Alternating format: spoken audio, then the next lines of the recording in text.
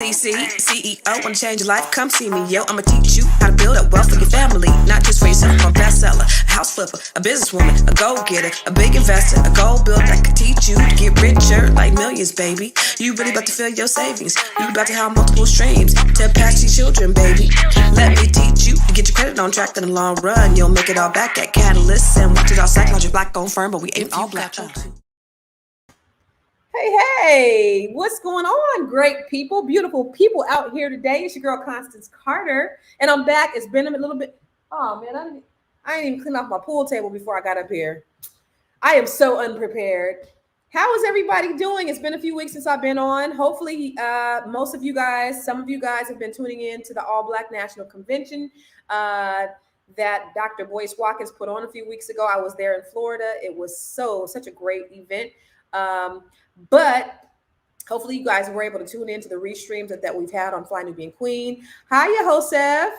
Hey, how's it going? Good to see you guys. Good to be seen. Good to be out here in these Fly Nubian Queen streets. Make sure that you're hitting the subscribe button like you always do. And hey, Fee, as every time I come on here, this is always because I am really into making sure that we're able to really have access to different things. So make sure you put not only, hey, April Sampay, not only where you're from. So please put where you're from in the comments. Please do that. But also, if you have a business or if you have some type of product or service, please put it in the comments box, because I want you to have an opportunity to network with other people, because it's not just about me. It's about building our community. It's about collective economics. It's about all of those things. So make sure that you are putting your product or your service, your business in the comments box, and make sure that, that you guys work with one another, try to do business with one another, because that's the only way that we're going to be able to survive in this country, is if we are doing business with one another. Now, as you come on here, I want you to tell me where you are, and I want to know if there's anybody across the pond. I see we got Ving from New Jersey. Joseph is in Wilmington, North Carolina. What's happening, sir? It's good to see you. Hi, Fee. Fee is a mobile notary in Arizona, so make sure you look out for her. If you are in Arizona, you can notary. Well, you're in your local mobile notary. So if anybody needs a mobile notary in Arizona, look up Fee. Do you have a website, how they can get in contact with you? Also put your contact information if you don't mind, if you want to be bothered with business. That would be great as well. So go ahead and put that information in there for other people to have. And also share this information out, share this video out, because I'm about to put you guys up on some game. Okay. So if you're watching this from YouTube, make sure you share the link with other people. If you're watching this on Facebook, go ahead and share this out with your friends and family, because this is going to be really, really, really important information that I'm about to give you. Okay. Also, make sure you follow my page, Constance Carter, my YouTube page, Nobody Works Harder Than Constance Carter. So make sure you subscribe to Nobody Works Harder Than Constance Carter, my YouTube page, and also my Facebook page, Constance Carter. Make sure you go and follow me. And then on Instagram, I am Constance Carter. Subscribe to the Fly Nubian Queen. Now, I want to get down to business. And the reason why I brought up this subject is it's so important. I did a post on TikTok and on Instagram talking about don't buy a house with your spouse. And I got some really good feedback, a lot of great questions. The little video that I did on TikTok, I got over 100,000 views or something like that. And a lot of people questioning what I really meant when I say don't buy a house with your spouse. What's up, JC Bridges from Houston, Texas, general contractor, and she buys houses. That is so dope. Put your information in the comments box. So when I say don't buy a house with your spouse, I'm really talking about, because some people said, well, Constance, you're saying don't buy a house with your spouse. Are you saying that we should set ourselves up so that we won't be married? Are you saying this is like getting a prenuptial agreement, which I really didn't understand? Are you saying that we should do things separately so that we can kick our spouses out, our houses? No. When I say don't buy a house with your spouse, I'm really talking about how to really leverage yourself, how to leverage your credit, because you need credit in order to create wealth. So when I talk about your credit, so when I talk about don't buy a house with your spouse, I mean, don't buy a car with your spouse. So if you can afford it, now, if you can't afford it, now, if you want to buy a house and the only way that you can buy a house is with your spouse, then go ahead and do it. But if you can't afford it, don't buy a car with your spouse. Get on the car by yourself. If you can afford it, please, whatever you do, don't get on the same credit card with your spouse. And more importantly, don't buy a house with your spouse. And the reason why I say that is because you tie up your debt when you buy houses together. And as an individual, you have more leverage to buy more property if you buy it individually. So, for example, in early on in 2005, I was buying houses by myself and I was saving my spouse's credit so that we can buy more property. And so I was buying, I bought a house, and then I bought an investment property, and then I bought another investment property. As in 2003, 2004, 2005, all you needed really was some a pulse to buy property, right? But still, this was the idea. And then we were getting ready to buy property in his name. Now he was going to be, a first time home buyer. He was going to be able to take advantage of it. But what ended up happening for me is I got caught in the whole housing crisis, 2008. Had to short sell some property, foreclose on some property. I got caught holding the bag. But thank God I was saving his credit so that we can buy more investment property. And what I ended up doing is, because we lost the house that we had, we ended up purchasing property in his name as a first-time home buyer. And so we were able to really rebuild on his credit. So we didn't tie up both of our credit on these properties. But when I sit down with my clients and we talk about building their wealth portfolio, these are the principles that I teach them. Because what I do is I'll say, okay, can you afford a house by yourself? Husband, yes. Wife, yes. Great. This is what we're going to do. We're going to buy this first house in the husband's name or the wife's name. It doesn't matter. We're going to buy the first house in one of the spouse's name. Okay. We're going to have that. And then you're going to rent that property out. And then the wife is going to buy another property in her name. Now, we don't have to use any of his income, his assets, her debt is not tied up with this house. So now she just purchased another house as a first-time home buyer in her name.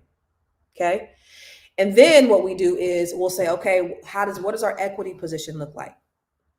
And then we may either pull cash out of that property to buy the next house. So now he lives in this, they both live in B property. So A property they've rented out.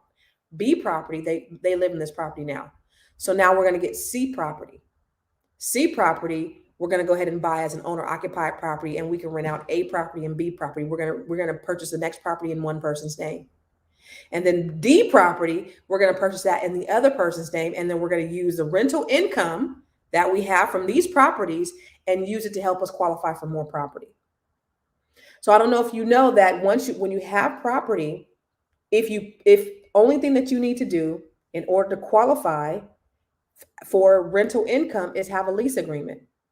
So if you're getting ready to go to another property, so say you have two properties and you're getting ready to purchase another property, all you have to do is have a lease agreement in place. There's no proof. Now, we want you to have a lease, right? Because we want you to protect yourself, but you don't have to have anything more than a lease agreement in place so that you can purchase the other property. And guess what? Whatever you get on rent is going to help you qualify for the new house. That's pretty good stuff, right? And so the next house that you get, we're going to put a lease in place. Hopefully you found a tenant, and then we're going to help you qualify for the next house. And so now you're playing Monopoly. But here's the ticker. We're going to do this with multi-units. So now that you don't have 4 properties, you have 8, 10, 12 properties. So that first property you buy is a duplex. Husband buys a duplex, wife buys a duplex. Neither of them are connected. You don't use any of their debt on each one. And so now you have 2 units, you have 2 units. So now you've doubled your rent for the first unit and you double your rent for the second unit, and you're using the equity as leverage to purchase your third unit. And so instead of buying one property, and which is fine, buying real estate is buying real estate is buying real estate. There's nothing bad about buying real estate. But the beautiful thing is if you start buying multi-units, duplexes, triplexes, fourplexes, now you've accelerated your path to having more investment properties, more passive income, more mailbox money. Does that make sense? It's good stuff. So I want you to think about that when you're looking at building your wealth portfolio. Try if you can. Number one, please don't get a car with your spouse if you can't afford it. If you can afford it, do not get credit cards with your spouse. Please don't do that because you don't want to tie yourself up. And then more importantly, the house that you get, if you can afford it, do everything separately so that it frees you up so that you can purchase more and more and more. And then, my friends, you start getting into commercial, 5 units, apartment buildings, things like that. So those are the things that we do at Catalyst Real Estate and at my company is we sit down and we help our clients with their wealth portfolio. How do I build my wealth? Well, you start with one property or you start with a multi-unit and then you go from there. That's the principle. So if you ever read the book, Rich Dad, Poor Dad, what Robert Kiyosaki said to do, this is the principle. You take one property, use it as leverage to buy the next property, to buy the next property. And now you're not coming out of your own pocket to having to purchase other property. JC Bridges says she can help find off-market properties in Texas. I'm going to holler at you, Texas, Florida, and Arizona, because I actually need some more investment property. So if you have off-market property, DM me, JC Bridges, and then you're a contractor as well. So actually, you probably will be a good resource. So I definitely love to talk to you. So when we're talking about thank you, Margot. I appreciate it. How you doing, boo? So when we're talking about building wealth, again, I want to make sure that you're looking at it from or just buying a house, buying property. Don't look at it from just, I'm buying a home, I'm buying my dream home. Look at it as I'm investing in real estate. Don't wait to buy real estate. Buy real estate and wait. Because in this market, even if you feel like we're at the top, even if you feel like we're going to crash, we are not in the way that you think. Now, the market is cyclical. Markets go up and down. Real estate markets go up and down. So you'll see a correction. You'll see some adjustments. But if you think you're going to see a 2008 crash, unless something just crazy happens, we're not going to see that kind of crash. There are things that are put in place so that we won't have those types of crashes that we did before. And here's the thing. So if you're waiting on the sidelines, you're saying the market is going to go down, which you probably will because it is cyclical. And I'm going to wait for that. Think about this. If you're waiting, and if the market goes down, say there's a house that's $300,000, now it's gone down in value to $250,000. Oh, great, I got a good deal. But it's gone down to $250,000, but now the interest rates have gone from 2% to 5%. You're actually paying, number one, more for the mortgage payment with a 5% interest rate, and you're paying overall more for the house over a 30-year period. So the interest that you're paying, you're going to pay more for that house overall. You're probably going to pay somewhere around $80,000, $90,000 more for that house. So don't wait to buy real estate. If you can afford it, that's the whole thing, affordability. If you can afford it, then you want to get secured in. Rent goes up much faster than mortgages. So if you got to think about if you could afford it, if you get locked in at a 2% interest rate, your payment is good, you know that you could afford it, rent is going up, steady going up. So what I'm seeing out there in the market right now for my rental properties is insane. The net cash flow that I'm getting for the rental properties is absolutely insane because the rental prices, if you guys are renters, then you know that the rental market is skyrocketing. And when you have a mortgage, the mortgage stays the same forever unless you have an adjustable rate mortgage, which they don't really have those. Or, if your value goes up, your property taxes are going to go up a little bit. You'll see an adjustment in your payment, but that's good for you because that means you've also gained more equity. So definitely don't buy a house with your spouse. That's what I wanted to talk to you about today. So if you have any questions, I want you to go ahead and DM me. I'm Constance Carter. Go to my Facebook page, Constance Carter. And if you have any other questions, please make sure that you DM me or you can post them here. I have a new training coming up from Broke to Woke.